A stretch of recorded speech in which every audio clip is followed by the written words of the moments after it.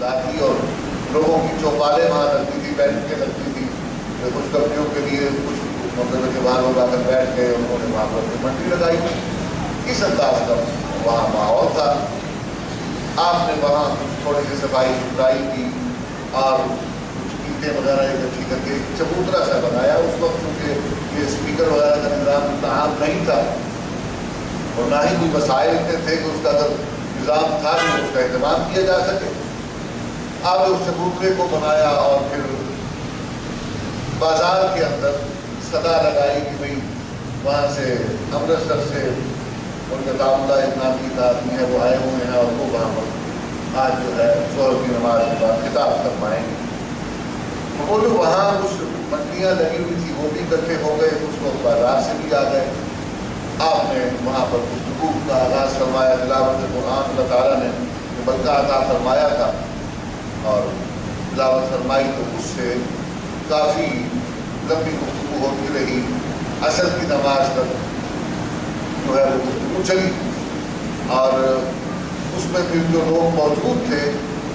ان کو یہ پیغام دیا گیا کہ کچھ وقفہ ہے نماز کا، آپ لوگ جائیں اور پھر مغرب کے بعد دوبارہ آپ تشریف لائیں تو میں اس میں دوبارہ گفتگو ہوگی۔ وہ جو لوگ وہاں سامنے موجود تھے وہ جب واپس گئے تو وہ ہر ایک جو ہے نمائندہ بن گیا اور اس نے اوروں کو بھی دعوت دی کہ بھائی امرتسر سے کوئی ڈنڈے والا پیر آیا ہے۔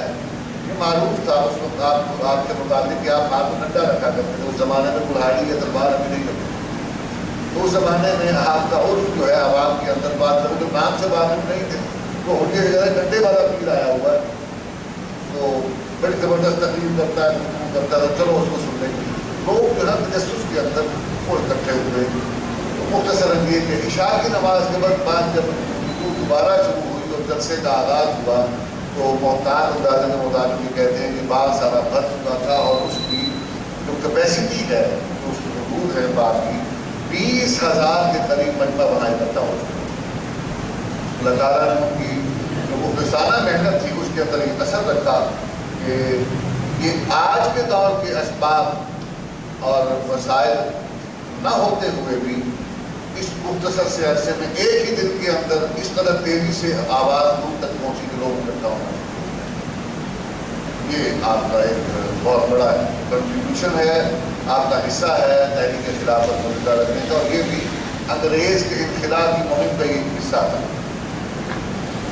انگریز کی مخالفت بھی ایک بہت بڑا حصہ اور چیپٹر تھا جس کو آج بھی تاریخ کے اندر جہاد آزادی کی بات کی جاتی ہے، تحریک خلافت کا مستقل باب اس میں رقم کیا جاتا ہے۔ اور پنجاب کے اندر آپ کی میں آپ نے سپورٹ کر دیا کہ پنجاب کے اندر آپ مختلف علاقوں میں کمیٹیاں قائم کریں، تو 20 یا نہیں سینکڑوں کمیٹیاں پورے پنجاب کے اندر آپ نے قائم کی۔ ایک گجرات ضلع یعنی گجرات شہر اور اس کی مدافعات کے اندر کہتے ہیں مطلب کتنی ہی کمیٹیاں قائم ہو گئی آپ کی محنت سے۔ آپ نے مرکز مناظر کا اپنا ہوائی علاقہ بھی تھا قریب، وہاں آپ نے ساری محنت جو ہے اس کو اس کی وجہ سے پورے پنجاب کے اندر یہ آپ کی محنت تھی کہ خلافت کمیٹیاں قائم ہوئی اور خلافت کو مطلب ہے کہ تحفیظ ملی تحریک خلافت کو اور اس نام کو زندہ رکھا۔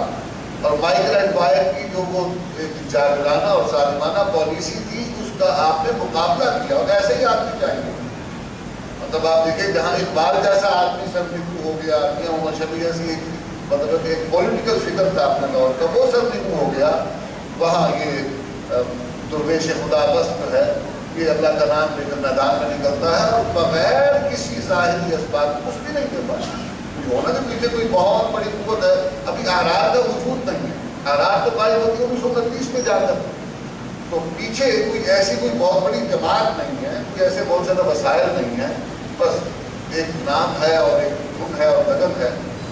تو اللہ تعالیٰ نے اس محنت کو قبول فرمایا اور یہ آپ کی محنت تھی کہ اللہ تعالیٰ نے اس وجہ سے پورے ہندوستان کے اندر اور پنجاب کے اندر جو ہے انگریز کے خلاف ایک فضا قائم کروا۔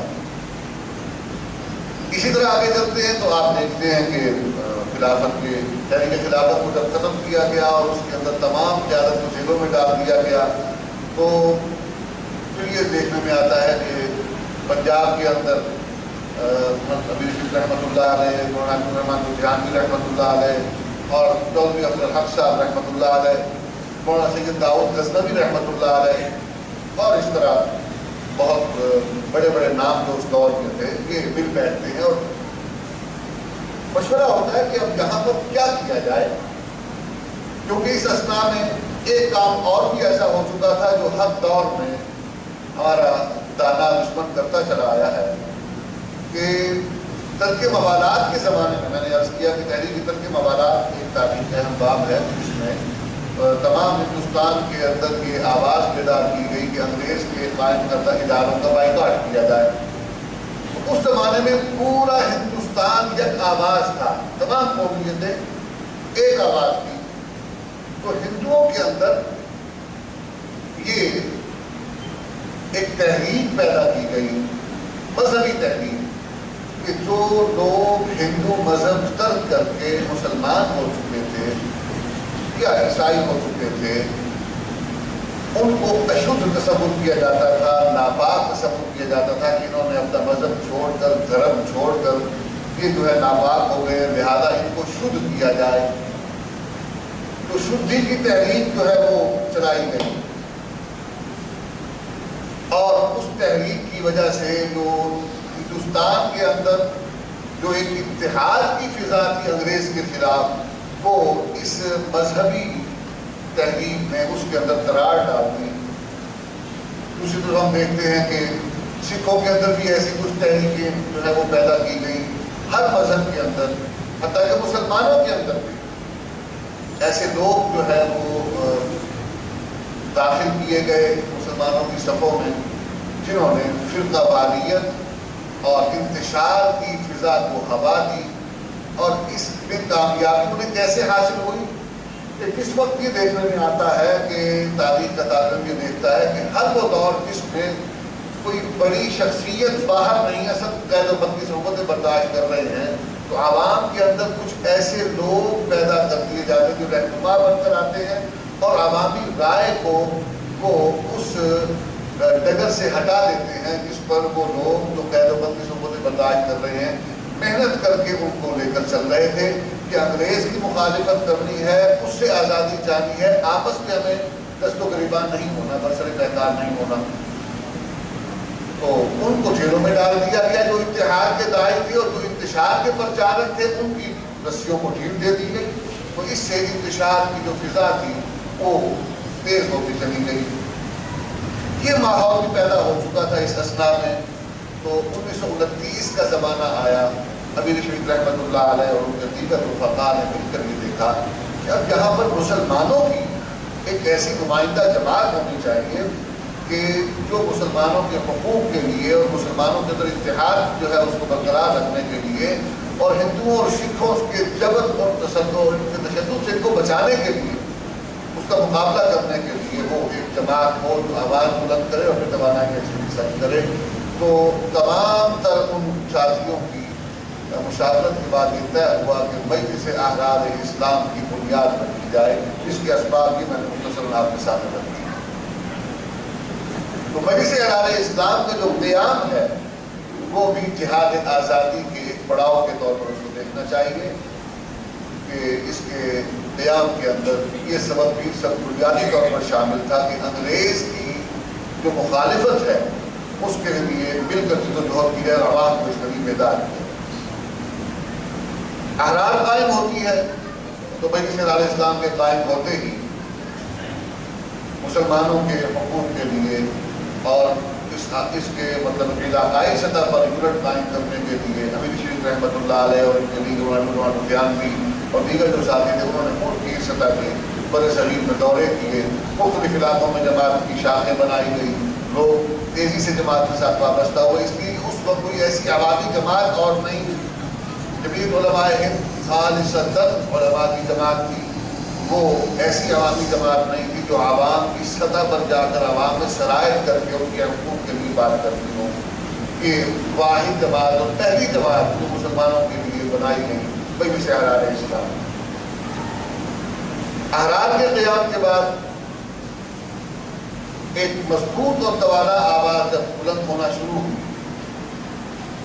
यकीनी बात है कि फिर मुखालिफत भी होनी थी और मुखालिफों ने मुखालिफत की। अंग्रेज़ की तरफ से पाबंदियाँ, अंग्रेज़ की तरफ से मुकदमे, जगह जगह पर روک ٹوک کرنا، یہ سب کچھ جو ہے یہ ساتھ ساتھ چلتا رہا۔ تو مجلس اعلان اسلام اس کے باوجود اپنے سفر کو جاری رکھے رہی۔ 1931 کے اندر ایک اہم ترین معرکہ تحریک کشمیر کا پیش آیا، اور اس کے اندر وہ کیونکہ وہ میرے موضوع کا حصہ نہیں ہے، لیکن اس کا ایک بہت بڑا جو ہمیں نتیجہ سامنے آتا ہے وہ یہی ہے کہ قادیانیت بھی دراصل ہم اگر دیکھیں تو انگریز کے سیاسی مفادات کا محافظ یہ وہ گروہ تھا قادیان پیدا کیا گیا، جس نے انگریز کی سیاسی تمام تر دسیسہ کاریوں کو تحفظ فراہم کیا اور اس کا محافظ اور ایک طرح کا دلیل کی دنیا میں یا چال بازی کی دنیا میں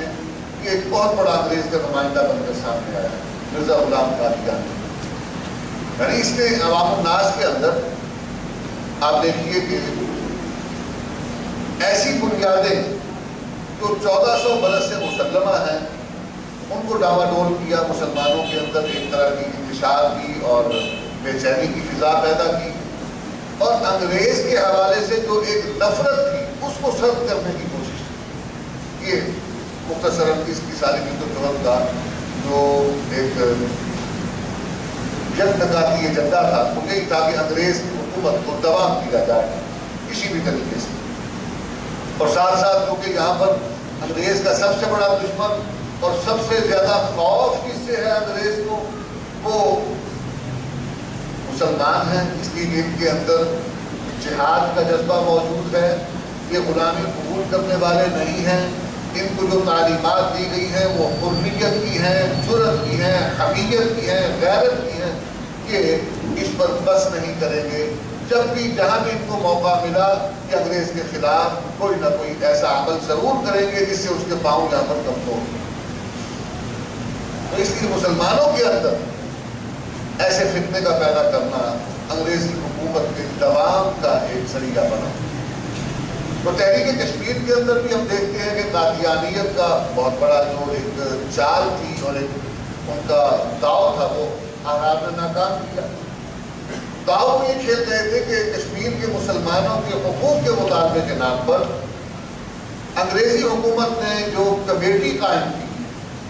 اس کے اندر انہوں نے بڑے ہی طریقے سے مرزائیوں کو شامل کر دیا، اور اس کمیٹی کی سربراہی ڈاکٹر علامہ اقبال صاحب کی سپرد کر دی ہے۔ تو احرار کے اکابرین نے ایک کام یہ کیا، اس نے امیر شریعت رحمۃ اللہ علیہ نے کئی بار ملاقاتیں کی، راجو رحمت الدیان بھی چودھری افضل حق صاحب یہ علامہ اقبال سے کئی مرتبہ ملے، اور انہوں نے اس بات پر آمادہ کر دیا کہ وہ تحریک کشمیر کی جو وہ کشمیر کمیٹی تھی اس کشمیر کمیٹی سے اس کی سربراہی سے ہی الگ ہو جائے۔ تو اقبال کا اس سے الگ ہونا یہ ایک بہت بڑی کامیابی تھی کہ اقبال اس وقت تک ایک پبلک فگر بن گئے تھے، اور ان کو ایک مفکر کے طور پر، ایک مسلمان شاعر کے طور پر، آزادی کے پرچارک کے طور پر عوام میں پہچانا جاتا تھا، اور وہ اگر اس کمیٹی کا حصہ فیصلہ کر لیتے اس فیصلے کو پورا ہندوستان تسلیم کرتا۔ ان کو الگ کروایا، وہ الگ ہوئے، یہ ایک اس سے کمیٹی کی جو ساکھ تھی وہ متاثر ہو گئی، کوئی ایسا بندہ بڑا اس میں شامل نہیں تھا جس کو عوام قبول کرتی۔ دوسری طرف احرار نے تحریک کی فضا جو تھی اس کے اندر اپنا حصہ پوری طرح ڈال دیا، اور یہ جتنے بھی کشمیر کے قریب کے اضلاع تھے ہندوستان بھر کے، وہاں سے مسلمانوں کو چوک در چوک کشمیر کی طرف جو ہے نکالا، اور وہاں پر مسلمانوں کی بہت بڑی تعداد جو تھی وہ جیلوں میں بھی گئی، اور اس میں شہداء کا بھی کچھ نہ کچھ حصہ جو ہے وہ شامل ہے۔ یہ سب کچھ امیر شریف رحمۃ اللہ علیہ کا اس میں جو کردار ہے سب سے نمایاں اور بھرپور نظر آتا ہے۔ آگے چلیے، ہندوستان کے اندر ہم دیکھتے ہیں کہ 1931 کے بعد جو حالات ہیں آہستہ آہستہ آہستہ آہستہ مجلس شہرار اسلام کے قائم ہو جانے کے بعد تیزی سے بدلتے چلے جاتے ہیں، اور مسلم لیگ کے ساتھ ابتدا میں جو ایک اتحاد کی اور کانگریس اور مسلم لیگ اور دیگر سیاسی جماعتوں کی اتحاد کی فضا تھی، ان میں بھی دراڑیں پڑتی چلی جاتی ہیں۔ وہ جس طرح میں نے آپ کو ابتدا میں عرض کر دیا تھا کہ وہ عددی اکثریت کا نظام وہ متعارف ہو چکا تھا، اس کی وجہ سے آرام اختلاف آتا چلا گیا اور رائے تقسیم ہوتی گئی، تو جماعتوں کی راہیں بھی تبدیل ہوتی چلی گئی. اور کسی درجے میں اگر ہم یہ دیکھیں کہ یہ شخصیات کا اور اقتدار کے حصول کا جو جھگڑا ہوتا ہے، اس میں بڑے بڑے نام پھر وہ آ جاتے ہیں، لہذا اس بحث میں نہیں جاتے. لیکن یہ اسباب بھی شامل تھے کہ جماعتیں بن گئیں، پارٹیاں بن گئیں، تو ہر جماعت اپنے موقف کو حق سمجھتی ہے اور اپنے موقف کے حامی کو ہی برسر اقتدار دیکھنا چاہتی ہے. تو کانگریس ایک طرف چلی گئی، مسلم لیگ ایک طرف چلی گئی، پرسنالٹی کلیش کا معاملہ بھی ہو گیا. ادھر گاندھی اور نہرو یہ سب عقائد مسلم لیگ میں بانی پاکستان ہے وہ شامل تھے. تو یہ ساری فضا بن چکی تھی. اس میں ہمارے بزرگوں نے دیانتداری سے جمعیت علماء ہند کی عدالت کی جو رائے تھی اس کو درست سمجھا. اس کی وجہ میں 2-4 باتیں عرض کرتا ہوں اور بات ادلے کی طرف جاتا ہوں کہ اصولی بات یہ ہے کہ ان کا موقف یہ تھا کہ انگریز جب یہاں پر آیا تو اس نے حکومت مسلمانوں سے ہتھیائی. جب یہاں سے جا رہا ہے تو اس کو حکومت مسلمانوں کو ہی دے کر جانا چاہیے. ایک بات. دوسری بات یہ کہ انگریز کی مردم شماری نے یقیناً ہمیں یہ بتایا کہ مسلمان ہندوؤں کے مقابلے میں اقلیت میں ہیں، لیکن آج بھی اگر آپ پورے بر صغیر پر جو تقسیم ہو چکا ہے، یعنی ایک طرف بنگلہ دیش بن گیا جو پہلے پاکستان کا حصہ تھا، اور اس کے علاوہ وہ چھوٹی چھوٹی ریاستیں جو کسی دور میں بر صغیر کا ہی حصہ تھی، لیکن تقسیم کے بعد انہوں نے ہندوستان سے علیحدگی حاصل کر لی. نیپال ہے، بھوٹان ہے، برما کا یہ بہت بڑا خطہ ہے،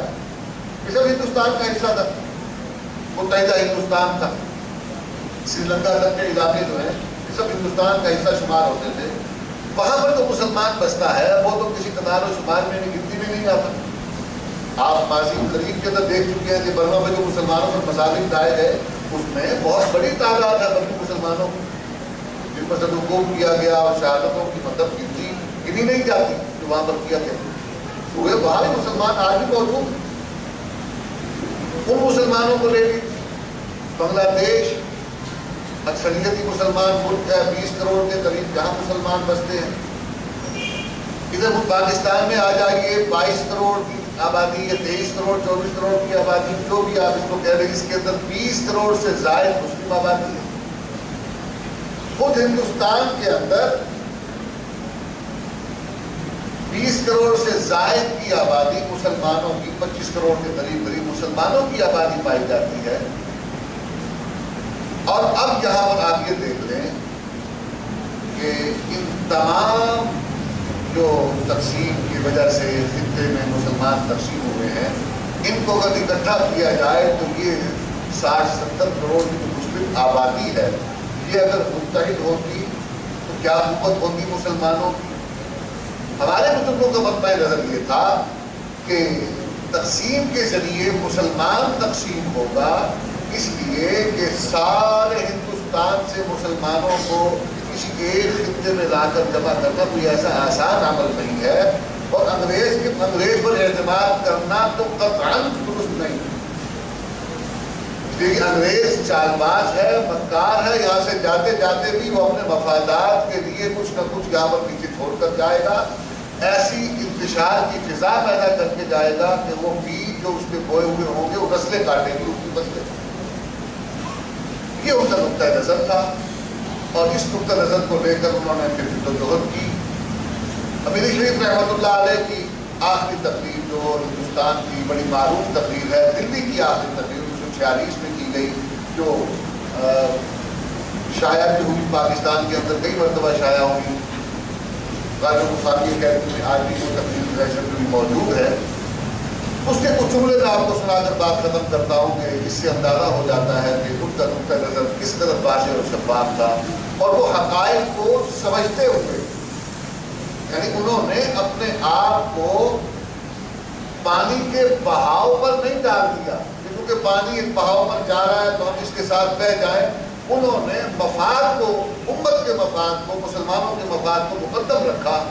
اور یہ بات ان کو معلوم تھی ان کے اپنے الفاظ یہ بتاتے ہیں اور فرماتے ہیں کہ مجھے پاکستان کے بن جانے کا اسی طرح یقین ہے جس طرح مجھے یہ یقین ہے کہ کل کو سورج مشرق سے طلوع ہوگا. یعنی وہ جانتے تھے کہ آج جو فضا پر یہ 1 سال پورا پہلے اپریل 1946 میں وہ دلی میں تقریر فرما رہے ہیں اور وہ معلوم ہے انہیں کہ یہ فضا یہ بنی ہوئی. اگر وہ چاہتے تو کسی رنگ میں لگ جاتے, فضا اس کا حصہ بن جاتے. اور مطلب ہے کہ اگر یہ مخازین پنجاب اور سندھ اور دیگر جو ہیں یہ مراعات مفادات حاصل کر سکتے ہیں, جاگیردار اور وڈیرے مراعات حاصل کر سکتے ہیں, تو اگر وہ اس کے خواہش مند ہوتے وہ بھی شامل ہو کر مراعات حاصل کرتے تھے. بہت بڑی مطلب ہے کہ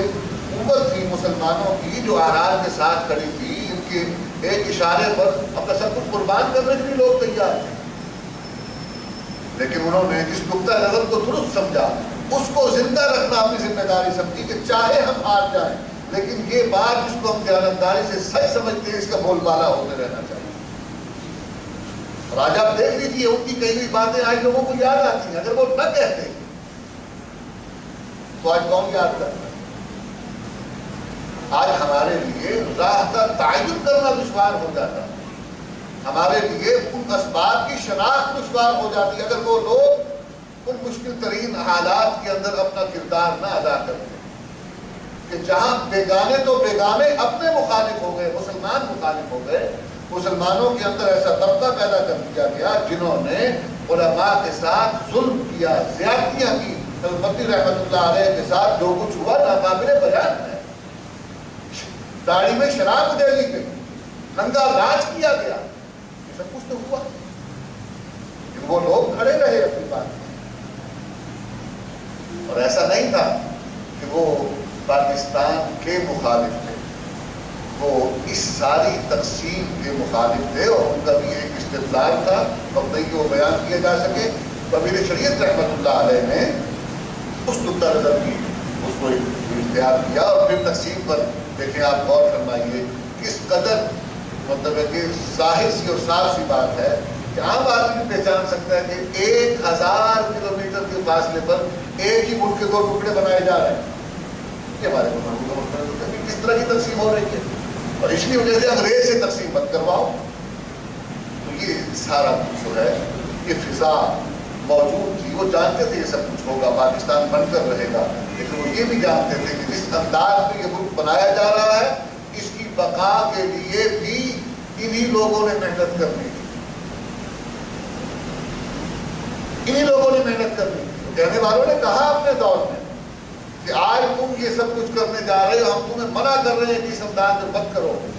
کل کو ہم ہی تمہیں منع کرنے والے ہوں گے کہ اب یہ ملک بن چکا ہے, اس کو تباہ و برباد مت کرو. تم آج بھی ہمیں غلط کہہ رہے ہو, برا کہہ رہے ہو, کل بھی ہمیں ہی برا کرو. نہیں کہا انہوں نے کہ اقتدار چند لوگوں اور خاندانوں کے ہاتھ کا کھلونا بن کر رہ جائے گا, امیر امیر سے امیر تر ہوتا چلا جائے گا, غریب غریب سے غریب تر ہوتا چلا جائے گا. اس نظام کے ذریعے سے یہ سب کچھ کیا جا رہا تھا, اس کا حتمی نتیجہ یہی ہونا تھا جو ہو رہا ہے آج یہاں پر. اور یہ سب کچھ ان کی دور اندیش نگاہ دیکھ چکی تھی, وہ اس کو بیان کرنا اپنی ذمہ داری سمجھتے تھے, ایمانی اور دینی, اور وہ بیان کرتے تھے, اس کی محنت کرتے تھے. تو یہ 10-15 سال کا عرصہ جو ہے اسی ساری جو ہے نا اتار چڑھاؤ کی فضا کے اندر گزرا اور پاکستان بن گیا. اور پاکستان بن جانے کے بعد بھی اس ملک کی بقا کے لیے, اس کے تحفظ کے لیے, اس کے دفاع کے لیے اپنا کردار ادا کیا. دفاع پاکستان کانفرنسیں کی اور جب کبھی بھی ضرورت پیش آئی انہوں نے اعلان کیا کہ پاکستان کے تحفظ کے لیے احرار ہمیشہ حلاوت دستے کے طور پر کھڑے ہوں گے. اور پاکستان کی حمایت میں, پاکستان کی بقا کے لیے میں آپ کو یہ عرض کرتا چلوں کہ وہ لوگ جو پاکستان نہیں بھی آئے لیکن مسلمان علماء اور حکمران تھے, وہ پاکستان بن جانے کے بعد بھی اس کی بقا اور تحفظ کے لیے چاہے ہندوستان میں رہے لیکن دعا گو بھی رہے اور گاہے بگاہے کسی نہ کسی ذریعے سے مشورے دیتے رہے کہ ایسا کر لو تم استحکام کی طرف چلے جاؤ گے. وہ تمام باتیں اس وقت نہیں ہو سکتی کہ تفصیل کا وقت نہیں ہے. تو یہ امیر شریعت رحمۃ اللہ علیہ اور ان کی تمام ساتھی اور مجلس احرار اسلام کی جو محنت تھی تحریک آزادی کے اندر جو ان کا کنٹریبیوشن تھا, جو ان کا حصہ تھا, میں تفصیل سے تو نہیں عرض کر سکا، لیکن میں نے ایک تجزیہ اور جائزہ جو ہے ان کی محنت کا جو نتیجہ اس سے برآمد ہوتا ہے کہ انہوں نے جو دیکھا، جو سمجھا، اس موقف کو درست سمجھ کر اس کے لیے وہ کھڑے ہو گئے، ڈٹ گئے۔ ہم نے تاریخ کے مطالعے سے یہ جانا ہے کہ ان کا موقف درست تھا، اور جو دوسری طرف موقف اختیار کیا گیا انہوں نے بھی اپنی طرف سے اس رائے کو دیانتداری سے حق سمجھا، وہ اختیار کیا کہ نظام ایسا تھا، اس کے اندر اس قسم کی فضا کا پیدا ہو جانا یہ کوئی ایسی بڑی بات نہیں تھی۔ اختلاف رائے ہو جاتا ہے، لیکن بڑوں کو بڑا ماننا چاہیے اور ان کا احترام نہیں کم ہونا چاہیے۔ لکھنے والا کچھ بھی لکھ دے، غدار لکھے، کچھ بھی لکھے، ہمارے لیے ان کا احترام لازم ہے، اور ان کے فکر کو سمجھنا، پڑھنا، سننا، کہ جب تک ہم اس سارے پروسیس سے نہیں گزریں گے حقیقت تک نہیں پہنچ پائیں گے۔ اللہ تعالیٰ میرا اور آپ کا ہم سب کا حامی و ناصر ہو۔ وآخر دعوانا الحمدللہ۔